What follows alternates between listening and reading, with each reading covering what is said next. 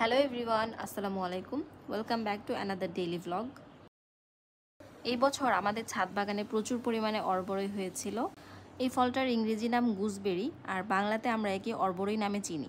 আপনারা কে কোন এলাকা থেকে ভিডিওটি দেখছেন আর কে কোন নামে এই ফলটিকে চেনেন জানাতে পারেন।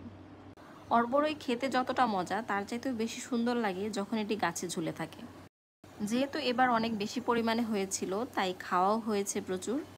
প্রতি বছর তো এমনি এমনি খাওয়া হয় লবণ মরিচ মেখে, তবে এবছর একটু আলাদা কিছু করার চেষ্টা করেছিলাম, তাই অর্বরের চাটনি করেছিলাম।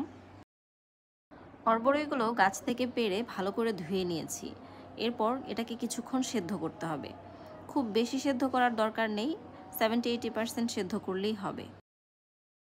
এতে খুব বেশি মশলারও দরকার নেই। আমি কিছু পাঁচফোড়ন নিয়ে সেটাকে ভেজে গুঁড়ো করে নিয়েছি। সেদ্ধ করা ফলগুলো আলাদা একটা বাটিতে তুলে নিচ্ছি। দেখতে হবে ফলগুলো যেন অতিরিক্ত সেদ্ধ না হয়, কিছুটা শক্ত থাকে। কড়াইতে সরিষার তেল দিয়েছি। তেলটা একটু গরম হলে আস্ত পাঁচফোড়ন দিয়ে তাতে ফলগুলো দিয়ে নেড়েচেড়ে নিতে হবে। এবার দিয়ে দিতে হবে স্বাদমতো লবণ ও চিনি। চিনিটা গলে যাওয়া পর্যন্ত নাড়াচাড়া করতে হবে। চিনিটা যখন গলে যাবে তখন গুঁড়ো করে রাখা পাঁচফোড়নের অর্ধেকটা আর কিছু শুকনো মরিচের গুঁড়ো দিয়ে দিতে হবে।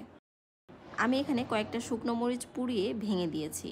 ঝাল পছন্দ না করলে এটা স্কিপ করতে পারেন। এ পর্যায়ে বাকি পাঁচফোড়নের গুঁড়োটাও দিয়ে দিয়েছি।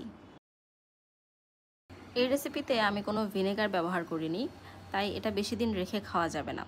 ফ্রিজে 10 থেকে 15 দিন রাখতে পারবেন, আর বেশি দিন রাখতে চাইলে রোদে দিতে হবে।